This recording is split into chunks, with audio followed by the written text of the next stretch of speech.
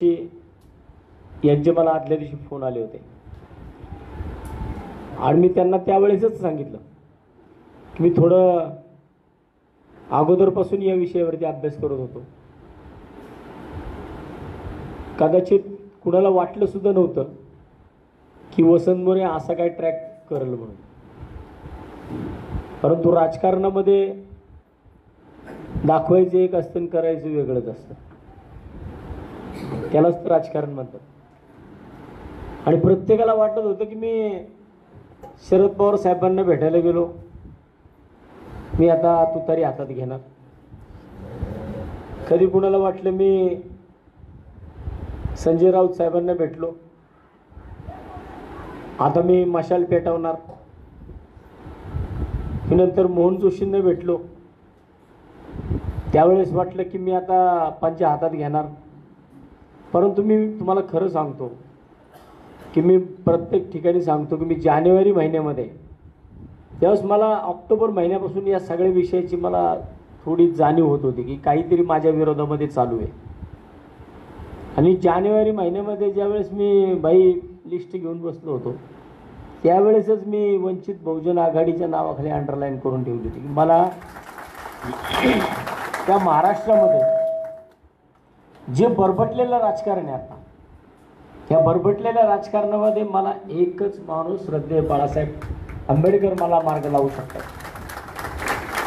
त्या दिवशी माझी कोर कमिटी आहे, माझ्या कोर कमिटीने मी त्या दिवशी सांगितलं होतं. त्यावेळेस माझ्या कोर कमिटीला माझ्या बरोबरच्या पोरांना पण वाटलं अरे हे काहीतरी वेगळाच खेळ करायच्या भानगडीत आहे. परंतु जो माणूस पुण्याच्या बाहेरचा आहे त्याला जर पुणेकर 65,000 मतदान करत असतील तर मग माझ्यासारख्या पुणेकराला किती मतदान करतील. आणि मी ज्यावेळेस या सगळ्या लोकांकडे फिरत होतो, मला वाटतं की मी प्रत्येकाकडे गेलो ना दादा, तर प्रत्येक जण मला म्हणायचं, संध्याकाळीच मला निरोप यायचा, येत आहे का तू तरी, येत आहे का मशाल हातात. अहो कमळवाल्यांनी पण मला बोलवलं, कमळवाल्यांचा पण मला फोन आला की तुम्हाला महाराष्ट्रातलं एक मोठं पद देतो आणि तुम्हाला खडकवासल्याची आमदारकी तुम्हाला आत्ताच जाहीर करतो. यायला म्हणलो यांच्यावर तो विश्वास ठेवला तर आपला कार्यक्रम झाला. कारण आता कुणी कुणी त्यांच्यावर विश्वास ठेवला, कोणाकोणाचा कार्यक्रम झाला अख्ख्या महाराष्ट्राने बघितलाय. त्यामुळं मला वाटतं की यांना जर त्यावेळेस मला सांगण्यात आलं की 1 तासात आम्हाला उत्तर पाहिजे, परंतु मी आहे ना तुमच्यातलं एक आहे, मी गरिबाच्या घरचाच आहे, शेतकऱ्याच्या पोटचा आहे. माझ्या घरातला पहिला राजकारणी मी आहे, माझ्या घरात बिलकुल राजकारण नाही आहे. आणि मी त्यावेळेस त्यांना निरोप दिला की मला जर तुम्ही म्हणत असताल की 1 तासात उत्तर पाहिजे तर मी तुमची धमकी समजू का. आणि जर तुम्ही मला धमकी देत असताल ना तर तुम्ही एक गोष्ट लक्षात ठेवा, महाराष्ट्रातल्या राजकारणातला सगळ्यात मोठा माणूस मी अंगावरती आहे. त्यामुळे तुम्ही माझ्या पुढे काय नाही. मी जर सोन्यासारखा माणूस, सोन्यासारखा पक्ष सोडलाय, कशाकरता सोडला, माझ्या स्वाभिमानाकरता सोडला, माझ्या प्रलोभनाकरता सोडलेला नाही. आणि मला वाटतं मला त्यावेळेस माझ्या डोळ्यासमोर श्रद्धेय बाळासाहेब होते. वयाच्या 17व्या वर्षी ओपन बायपास झालेला असताना माणूस 43 डिग्री टेम्परेचरमध्ये फिरतोय. बाकीचे सगळे एसी मध्ये बसतात आणि एसी मध्ये बसून लोकांची कामं चालतात. परंतु श्रद्धेय बाळासाहेब, मी तिथे गेलो आपल्याला भेटायला. मी माझ्या आयुष्यामधला असा पहिला एवढा मोठा राजकारणी बघितला. आम्ही 1 तास गप्पा मारल्या अकोल्याच्या घरात, यशवंत भवनमध्ये. म्हणजे राजगृहातनं चालू झालेला माझा प्रवास यशवंत भवनमध्ये पोहोचला अकोल्यामध्ये. आणि तिथे गेल्यानंतर ना मी माझ्या संघ बाळासाहेबांनी 1 तास गप्पा मारल्या. आणि 1 तास गप्पा मारून अंजलीताई खाली त्यांची वाट बघत होत्या, कारण त्यांना दोघांना कुठेतरी कार्यक्रमाला जायचं होतं. आम्ही इथून थोडं खाली उतरलो पायऱ्यानी, ते माझ्याबरोबर बसले होते. त्या टायमाला त्यांच्या अंगावरती एक पायजमा आणि आपला उन्हाळ्यामध्ये घालतो ती बंडी होती. आणि हे सगळं बघत असताना मी इथून खाली उतरलो त्यांच्या घरातून. इथून खाली उतरले 1-2 कार्यकर्ते. मला उतरत असताना माझ्या संग फोटो काढायला थोडा 1-2 मिनिटं लागला. आणि 2 मिनिटानंतर मी खाली आलो. तो बाळासाहेब शर्टाच्या गुंड्या लावत गाडीत बसत होते. अरे म्हणलो आमच्याकडे ते जायला सगळ्या गोष्टी करायला किती वेळ लागत होता. आणि 2 मिनिटाच्या आतमध्ये माणूस गाडीत बसला. ह्याला ध्यास म्हणतात, ध्यास. आणि मला वाटतं की माझ्यासारख्या एका सामान्य कुटुंबातल्या कार्यकर्त्याला बाळासाहेबांनी ज्या दिवशी 2 तारखेला सकाळी फोन केला मला. आणि मला 2 तारखेला फोन केला त्यावेळेस मागच्या 2 तारखेला ज्यावेळेस मला बाळासाहेबांनी फोन केला, मला विचारलं, तात्या तुम्ही म्हटले होते 2 दिवसांनंतर मी सांगतो, करू का नाव जाहीर. सकाळी 10 वाजता मला साहेबांचा फोन आला होता. त्यावेळेस पण मला परत असं वाटलं की राव एवढा मोठा माणूस, त्या माणसाने मला फोन करावा. मी त्याच क्षणाला सांगितलं, साहेब नाव जाहीर करून टाका, काय व्हायचे ते वैभव उपडचं पुढे. आणि साहेबांनी माझं संध्याकाळी नाव जाहीर केलं. मी ज्यावेळेस राजगृहामध्ये गेलो होतो, राजगृहामध्ये त्या ठिकाणी माझ्यासारख्या सामान्य कुटुंबातल्या कार्यकर्त्याला 1-1.25 तास त्या घरामध्ये मला बसता आलं, ज्या घरामध्ये या भारताचं संविधान लिहिलं गेलं. म्हणजे मी खरंच, नाही तर आम्हाला काय इथनं निघायचं तिथनं आपलं स्टार्टर मारलं की परत इथं, एवढंच माहिती होतं. परंतु ज्या वेळेस मार्ग बदलला त्यावेळेस कळालं की मुंबई किती मोठी आहे. आणि त्या राजगृहाच्या दारामध्ये ज्यावेळेस मी उभा होतो, दारामध्ये उभे राहून लोक पाया पडत होते हो. त्या घरामध्ये फिरलो ना आतमध्ये, मी खोल्यांमध्ये, मी प्रत्येक ठिकाणी हे का सांगतोय, कारण हे पोचलं पाहिजे जे आजपर्यंत पोचलं नव्हतं. कारण लोक आता विकासाच्या गप्पा मारतात आपल्यासमोर. सगळे भारतीय जनता पार्टी मोठ्या मोठ्या गोष्टी मारते, मोठ्या मोठ्या गप्पा मारते आपल्यासमोर विकासाच्या. परंतु बाबासाहेब आंबेडकरांच्या घरामध्ये मी ज्यावेळेस फिरलो ना, त्यावेळेस मला एका खोलीमध्ये पाणी तापवायचं जुनं मशीन दिसलं. आणि मी चौकस बुद्धीचा माणूस आहे. मी ज्या ठिकाणी जातो ना त्या ठिकाणी मी सगळ्या गोष्टी अतिशय निरखून बघत असतो. आणि ती मशीन मी तिकडे पाहिली पाणी तापवायची, ती कमीत कमी मला वाटतं 100 वर्षापूर्वीची मशीन असेल. अरे 100 वर्षापूर्वी जर ते मशीनवरती पाणी तापवत होते आणि या आतामध्ये आम्ही विकास आणला देशामध्ये, म्हणजे खऱ्या अर्थानं विकास कधी 100 वर्षापूर्वीच देशात आलाय. त्यांच्या त्या खोलीतला टब बघितला ना मी, पाण्याचा आंघोळीचा टब. त्या आंघोळीचा टब बघितल्यानंतर तर माझ्या डोक्यात आलं भाजपवाल्यांना ते डुबवलं पाहिजे त्याच्यामध्ये, त्या टबामध्ये. तेव्हा त्यांना दाखवलं पाहिजे की अरे बाबा नाही, तर टबामध्ये आंघोळ 100 वर्षापूर्वी होत होत्या. म्हणजे या सगळ्या गोष्टी आहेत ना, या बाबासाहेबांच्या बाळासाहेबांच्या साधेपणा हा आपल्याला आपल्या संपूर्ण महाराष्ट्रापुढे आपल्याला न्यावा लागेल. कारण आताच भाईंनी सांगितलं की आपल्याला म्हणतात बी टीम. मला ना या बी टीम आपल्याला म्हणणाऱ्यांना पहिला कानफडात एक जाळ काढावा वाटतो बाबा. अरे तुम्हाला लाजा वाटल्या पाहिजेत राव. 2018 साली पक्षाची स्थापना झाली, 2019ला पक्ष लोकसभा लढला, त्यानंतरची विधानसभा लढला, 46 लाख मतदान झालं. म्हणजे वर्षभराच्या पक्षाला जर 46 लाख मतदान होत असेल उमेदवार नसताना, आणि तुम्ही म्हणता ती बी टीम आहे. मी ज्या पक्षात होतो त्यावेळेस पण तिथं पण असंच होतं. म्हणजे एखाद्याला जर डॉमिनेट करायचं असेल, एखाद्याला जर तुम्हाला टार्गेट करायचं असेल तर त्याला त्याची बी टीम करायची. MIM ला सुद्धा बी टीम बनत होते. म्हणजे जर सगळेच जर मनसे भाजपची बी टीम, MIM भाजपची बी टीम, वंचित भाजपची बी टीम. अरे मग तुमच्यामध्ये आता तुम्हाला त्या अजित दादाला ते एकनाथ शिंदेला का घ्यायला लागला बाबा? एवढे सगळे जर सगळेच तुमच्याकडे होते ना. मग आता मला असं वाटतं की जर आपल्याला ही लोक बी टीम म्हणत असेल तर आपण बी नाहीये, आपण A++ आहे. यांना आपल्याला या पुणे शहरामध्ये दाखवून द्यायचंय. आणि मला वाटतं की मी गेल्या 15 दिवसामध्ये जे काही 7 तारखेला प्रचाराला सुरुवात केली आम्ही, 7 तारखेपासून आम्ही फिरतोय. आणि 7 तारखेपासून आजपर्यंत ह्या 19 तारखेपर्यंत, म्हणजे या ज्या काही 10-12 दिवसामध्ये मी पुण्यामध्ये ज्या ज्या ठिकाणी गेलोय, ज्या ज्या ठिकाणी फिरलोय, त्या त्या ठिकाणी मला वंचित बहुजन आघाडीची विखुरलेली ताकद दिसली आहे. आपण विखुरलेले आहोत आता, आणि ह्या प्रत्येक पक्षाने आपल्याला विखुरलेल्या ताकदीचा यांनी फायदा घेतला. त्यामुळे मला वाटतं की आता आपण सर्वांनी एकजूट करणं गरजेचं आहे. सगळे वंचित, जसं मगाशी खाल्लं एक सूचना पण झाली, मी सुद्धा वंचितांच्यासाठी कामं करतो.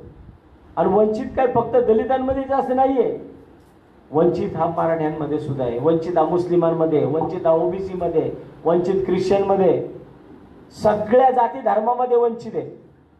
आणि मी त्यांच्यासाठीच जनता दरबार चालू केला होता. मी कुठल्या पैशावाल्यासाठी जनता दरबार चालू केला नाही. माझ्या जनता दरबारात मी येणारा प्रत्येक व्यक्ती, त्याला मी पहिली त्याची माहिती घेतो की खरंच बाबा याची फसवणूक झाली का, आणि मग मी त्याला न्याय देतो. मला वाटतं की मी या पुणे शहरामध्ये गेल्या 15 वर्षामध्ये नगरसेवक म्हणून काम करतोय. आणि नगरसेवक म्हणून काम करत असताना मी माझ्या पक्षाची, ज्या पक्षामध्ये होतो त्या पक्षाशी मी एकनिष्ठ होतो. आता सुद्धा अनेक जण म्हणतात मला, नांगरे पाटील, की हा म्हणे ही लोकसभा झाली की हा परत कुठेतरी जाईल. अरे त्याला काय राव, मी शून्यापासून सुरुवात केली होती मनसेत, आता परत शून्यापासून वंचित मध्ये आलोय, परत शून्यापासून सुरुवात केली.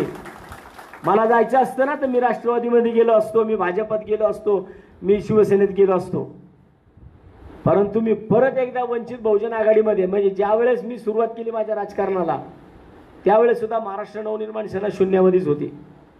आणि आता सुद्धा परत 15 वर्षानंतर मी सुरुवात केली, तर परत शून्यापासून सुरुवात केली आहे. फक्त इथे एवढंच आहे की तिथं कोण नव्हतं, इथं भली मोठी ताकद आहे. आणि ही ताकद मला वाटतं ही सुनामी आहे. सुनामी कशी असते नाही का, अंदाज कशाचा लावतात, म्हणजे आता सध्या वादळाचा अंदाज लावला, 2 दिवसांनी वादळ येणार आहे, 8 दिवसांनी, पुढच्या 8 दिवसात पाऊस येणार आहे. सुनामीचा अंदाज कधीच नसतो. आणि ही सुनामी यावेळेस 2024ला पुणे शहरात येणार, वंचितची येणार. अजून सगळ्यांना वाटतंय 65,000च्या लय त्याला 1 लाख होतील. सुजात आंबेडकर साहेब ज्यावेळेस मला मुंबईला बोलले ना की तात्या मला खरंच आज आनंद होतोय की मला तुमच्यासारख्या, मला माहित नव्हतं तेव्हा की सुजात आंबेडकर पुणेकर आहेत म्हणून, मला माहित नव्हतं की त्यांचं मतदान पुण्यामध्ये आहे. की म्हणले तात्या खरंच मला मनापासून आनंद होतोय की मी तुम्हाला 2 मतं देऊ शकणार आहे. तेव्हा मला कळालं की सुजात साहेब पुणेकर आहेत, त्यांचं मतदान पुण्यामध्ये आहे. त्याच वेळेस मी त्यांना सांगितलं की साहेब आंबेडकरांची 2 मतं, म्हणजे आंबेडकरांचं 1 मत 1 लाख मताच्या बरोबरीने आहे. 2 मतं म्हणजे 2 लाख मतं या पुणे शहरामध्ये माझ्या आज मागं वंचित बहुजन आघाडीने उभी केल्या. जसं भाईंनी आत्ता सांगितलं, सकल मराठा समाज असेल, मुस्लिम समाज असेल, आणि सर्व समाज, सर्व. परवा दिवशी मला बाळासाहेबांनी माझ्याकडे पुणे शहराच्या संपूर्ण ख्रिश्चन मायनॉरिटीचे जे मेन बॉस आहेत त्यांना पाठवलं. त्यांच्यासंग सुद्धा माझी मीटिंग झाली आणि त्यांनी माझं काम पाहिलेलं आहे. आणि मला वाटतं की आपल्याला आपला विजय अतिशय सुकर झाला आहे. मगाशी भाई आपण 2 वाजता ज्यावेळेस कुरेशी मस्जिदच्या समोर आम्ही उभे होतो त्यावेळेस तो एक कार्यकर्ता पत्रक वाटत होता. तो काय बोलला तुम्ही ऐकलं नसेल कदाचित. तो दंगेकरांची पत्रक वाटत होता आणि तो पत्रक वाटत त्यांनी माझ्याकडे पत्रक दिलं. मी पत्रक बघितलं, म्हणलं जरा त्याला खिशात ठेवतो सध्या मी, म्हणजे तुमच्या दंगेकरांना मी माझ्या खिशात ठेवतो. तो कार्यकर्ता कुणाचा होता, काँग्रेसची पत्रक वाटत होता. तो म्हणला भाई आप इनको खिसे में रखो, हमने तुमको दिल में रखा है. हे विचार करा की आपण कुठपर्यंत पोहोचलोय. पत्रक वाटतो काँग्रेसची आणि मला सांगतोय हमने आपको दिल में रखा है, आप इनको खिसे में रखो. आणि मला वाटतं की आपण ज्या दिवशी मला श्रद्धेय बाळासाहेब आंबेडकरांनी या पुण्यामधली उमेदवारी जाहीर केली त्याच दिवशी मी खासदार झालेलो आहे. फक्त आता एक औपचारिकता राहिली आहे आणि ही औपचारिकता आता मगाशी अजितदादांनी पूर्ण केलं जातं. मगाशी तुम्ही कदाचित बघितलं असेल की दादांनी एक स्टेटमेंट केले मगाशी की प्रकाश आंबेडकरांची अख्ख्या महाराष्ट्रामध्ये खूप मोठी ताकद आहे. आत्ता कळली तुम्हाला? अजून तर काहीच नाही. अजून तर ते पुण्यातल्या रस्त्यावरती उतरायचे, सुजात साहेब उतरायचे, अंजलीताई उतरायच्या. तुम्हाला कळणार नाही कोणत्या दिशेला पळावते. कारण आपल्या समोर बघा, आपल्या समोर आज मतदानाला ज्या टायमाला आपण सांभाळतो, कोण आहे आपल्याकडे? साहेब तिकडे त्यांच्या प्रचारात आहेत, सुजात साहेब तिथं प्रचारामध्ये आहेत, अंजलीताई प्रचारामध्ये आहेत. इकडे कोण आहे? आपणच सगळी फिरतोय ना. समोर काँग्रेसचा उमेदवार पाहिला ना, तर काँग्रेसच्या उमेदवाराला परवा दिवशी सांगितलं की राहुल गांधी प्रचाराला येणार आहेत, सोनिया गांधी प्रचाराला येणार आहेत, उद्धव ठाकरे प्रचाराला येणार आहेत, शरद पवार साहेब प्रचाराला येणार आहेत. आणि भाजपच्या उमेदवाराला सांगितलं तर भाजपच्या उमेदवाराच्या प्रचाराला अमित शहा साहेब येणार आहेत, जमलंच तर मोदी साहेब सुद्धा येणार आहेत, बाकीचे एकनाथ शिंदे साहेब आहेत, अजून अजितदादा आहेत, सगळे त्यांच्याकडं. आणि माझ्याकडं कोण आहे? प्रकाश आंबेडकर. आणि माझा स्वतःचा आत्मविश्वास की मला वाटतं की या 15 वर्षामध्ये या शहरामध्ये प्रत्येक गोष्ट करत असताना ती शहराच्या विकासाची केलेली आहे. मी उगाच स्थापना मारलेल्या.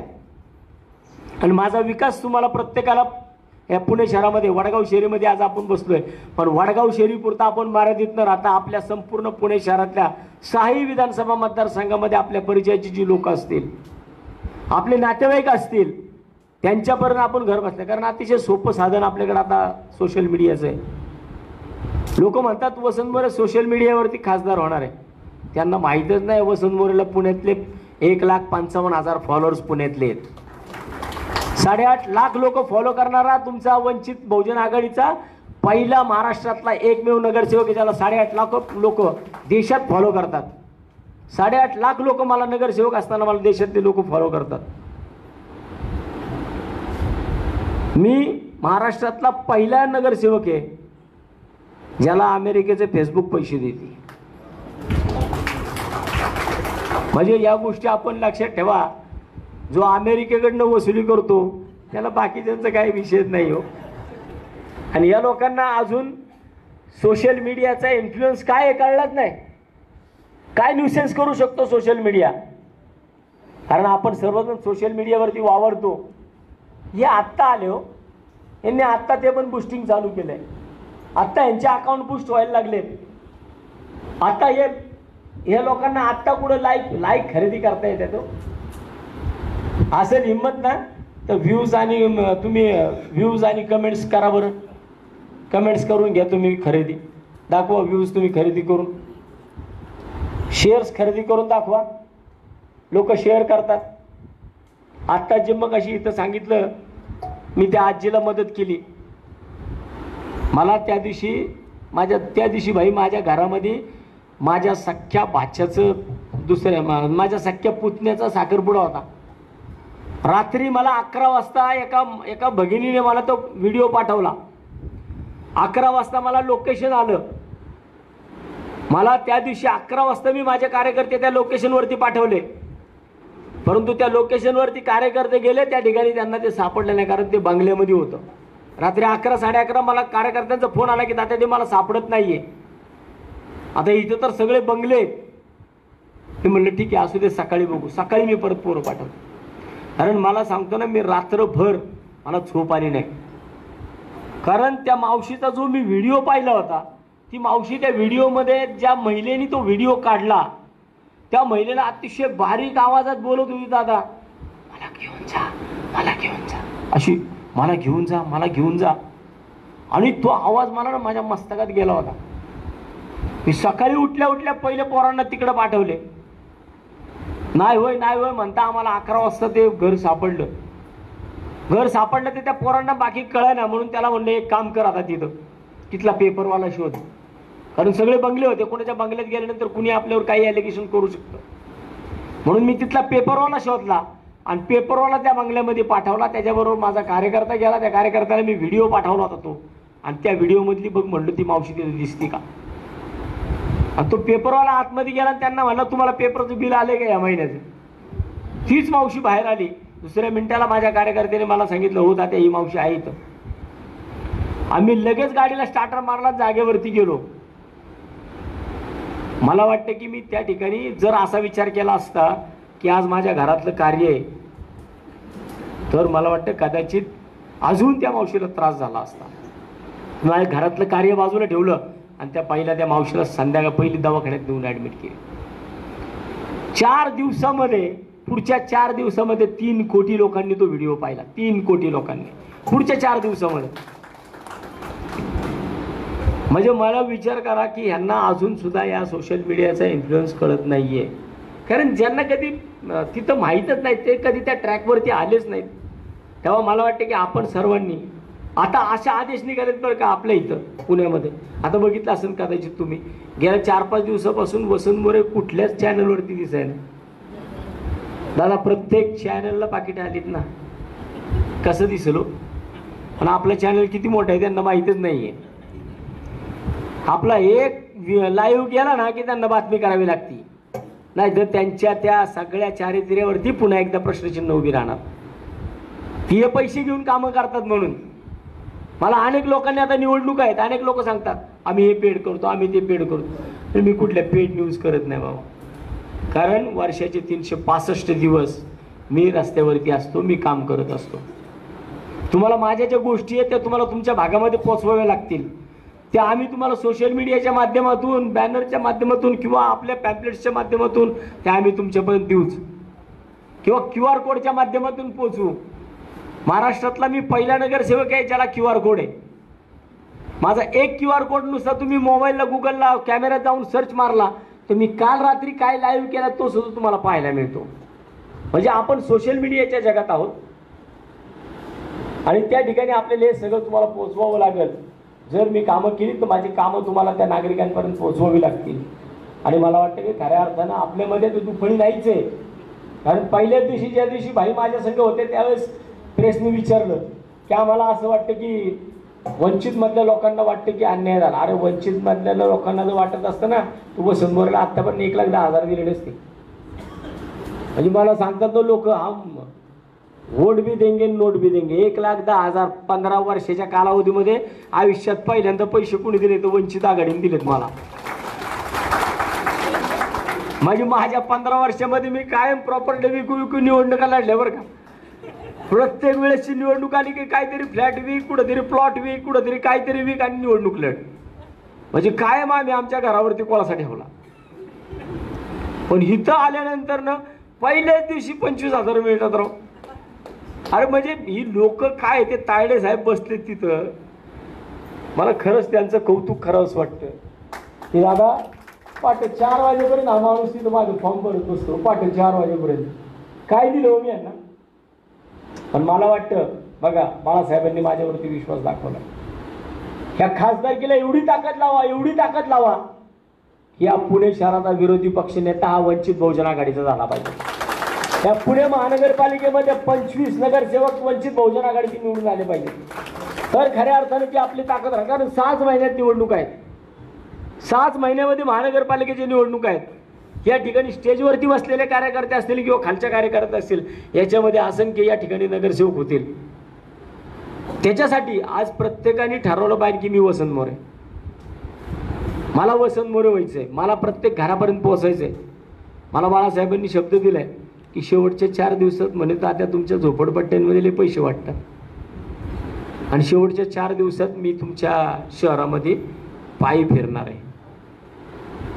आणि मी माझ्या आंबेडकरी चळवळीच्या जनतेला सांगणार आहे की शेवटच्या 4 दिवसामध्ये रस्त्यावर झोपा, कोण पैसे वाटते बघू.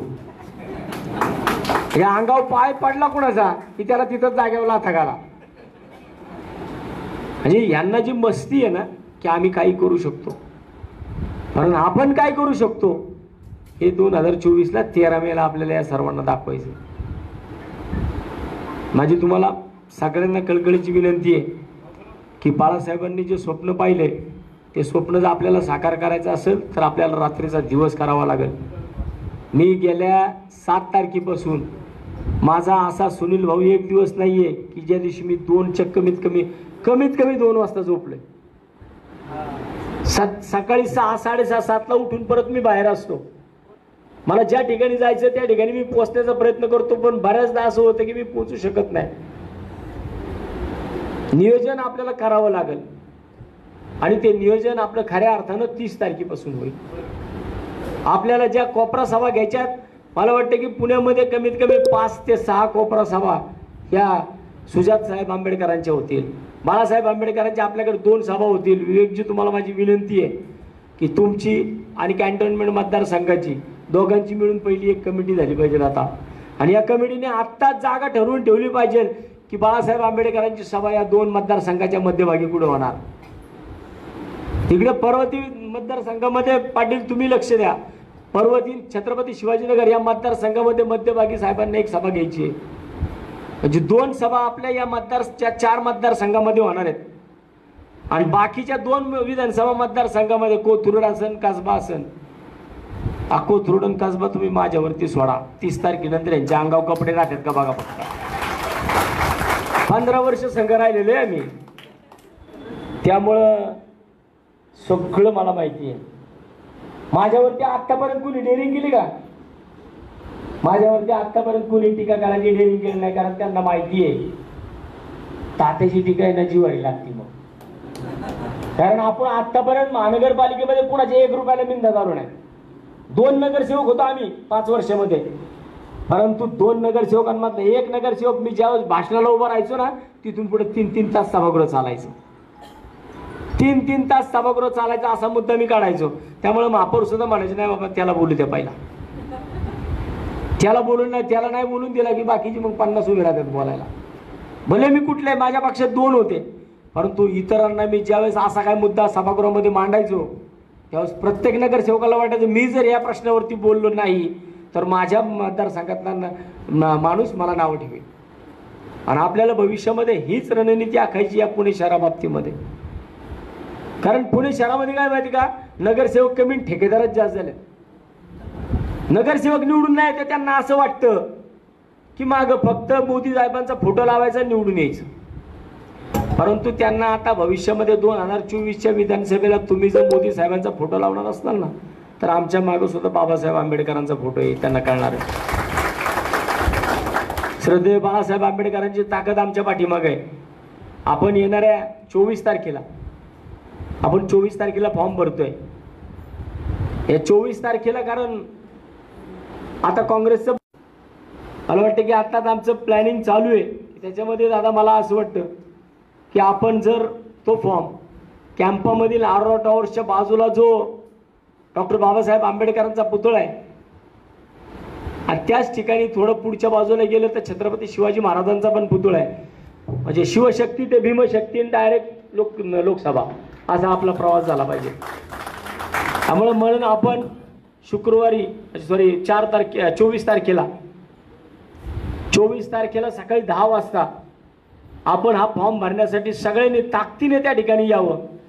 मी बाळासाहेबांसोबत बोललोय, जर आले तर सुजात साहेब पण येतील, परंतु त्यांची 26 तारखेला निवडणूक आहे, त्यांचं मतदान 26 तारखेला आहे.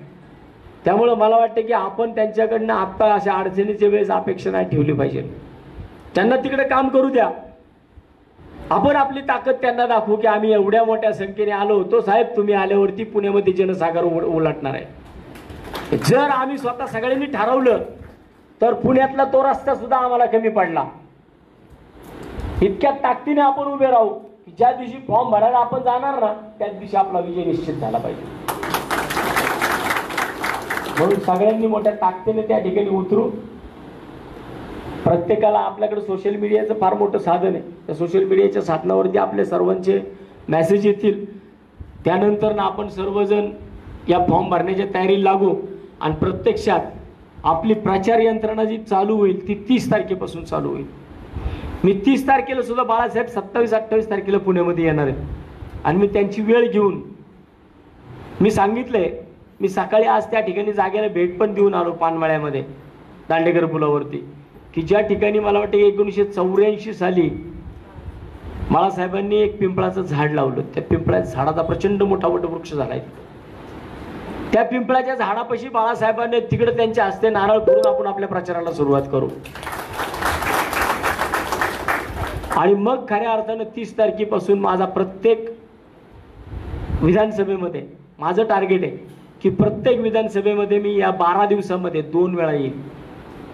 त्यावेळेस आपलं संपूर्ण प्लॅनिंग हे कसं झालं पाहिजे, या ठिकाणची जी आपली या विधानसभा मतदारसंघामधली टीम असेल, प्रत्येक विधानसभा मतदारसंघामधली टीम असेल ती ठरवेल. दिवसभर आपण पदयात्रा करू, संध्याकाळी 7 नंतरनं कोपरा सभा होतील. प्रत्येक विधानसभा मतदारसंघामध्ये माझं टार्गेट आहे की प्रत्येक विधानसभा मतदारसंघामध्ये 8 कोपरा सभा होतील. आणि मी ज्या पद्धतीने रणनीती आखलेली आहे कोपरा सभांची, 10 दिवसांमध्ये पुण्यातल्या 6 विधानसभा मतदारसंघामध्ये माझ्या 240 कोपरा सभा होतील. 240 ठिकाणी मी बोलल. आणि ते कशा पद्धतीने बोलल ते या आता सांगितलं तर ती आता इथे लाईव्ह चालू आहे. त्यांच्याकडले पैसा आहे. ते म्हणतील हे 240 ठिकाणी बोलतं ना, आम्ही 480 ठिकाणी बोलू. भले तिकडे माणसं नसतील, भाड्याची उभी करतील. मागाशी मला एका कार्यकर्त्याचा फोन आला की दादा 500चा रेट फुटलाय संघ फिरायला, आपल्याला काय पाहिजे का? म्हणलं तुला किती पाहिजेत सांग मला, मी देतो तुला. म्हणून बाबा माझ्याकडे आजपर्यंत 15 वर्षामध्ये मी नगरसेवक म्हणून काम करतोय. मी शपथेवर सांगेल की 15 वर्षामध्ये मी कधी कुणाला 15 रुपये माझ्या मागे फिरा म्हणून दिले नाहीत. कारण 5 वर्षामध्ये मी विकास वाटत असतो, 5 वर्षामध्ये मी लोकांना कामं करत असतो. त्यामुळे मी प्रत्येक ज्या ज्या ठिकाणी मी जातो त्या ठिकाणच्या कार्यकर्त्यांना सांगतो 15 दिवस माझ्यासाठी. मी जर तुला 5 वर्ष देतो ना तर तू माझ्यासाठी शेवटचे 12-13 दिवस माझ्यासाठी दिले पाहिजेत. आणि ते कार्यकर्ते देतात. तुम्ही सुद्धा तेवढ्याच ताकदीने माझ्या पाठीमागे उभे राहा एवढं सांगतो. आणि एवढ्या मोठ्या संख्येने आज आपण सर्वजण इथं जमलात त्याबद्दल मनापासून तुम्हा सर्वांना मी शुभेच्छा देतो. आणि भविष्यामध्ये आपल्यामध्ये आपल्या 6 विधानसभा मतदारसंघामध्ये लोंढे साहेब आपल्या स्पर्धा लागली पाहिजे. ठीक आहे, लोंढे साहेब जर म्हणलेत ना मी 1 लाख तर पुढच्यानी म्हणलं पाहिजे मी 1,10,000 देणार. पैसे नाही बरं का मतदान. हे जर म्हणलं ना की 1 लाख मतदान मी देणार तर दुसऱ्या मतदारसंघाने म्हटलं पाहिजे 1,10,000 मी देणार. आणि मग त्याच्यानंतर मला वाटतं की आपला विजय सुकर होईल एवढंच या ठिकाणी सांगतो. पुन्हा एकदा विशेषतः महिला भगिनी एवढ्या मोठ्या संख्येने आपण सर्वजण बसलात आणि माझं भाषण या ठिकाणी आपण ऐकून घेतलं त्याबद्दल मनापासून मी सर्व महिला भगिनीसुद्धा धन्यवाद देतो. ज्येष्ठ नागरिक इकडे बसलेत त्यांनासुद्धा शुभेच्छा देतो. आणि आपल्या सर्वांना एका चांगल्या ताकदीने माझ्या पाठीमागे उभे राहा आणि श्रद्धेय बाळासाहेब आंबेडकरांचे हात बळकट करा एवढं सांगतो थांबतो. धन्यवाद. जय हिंद, जय महाराष्ट्र, जय भीम, जय शिवराय. देशात घडणाऱ्या महत्त्वाच्या बातम्यांसाठी भारताचे लोक या यूट्यूब चॅनलला सबस्क्राईब करा. जास्तीत जास्त लोकांपर्यंत या बातम्या शेअर करा. धन्यवाद.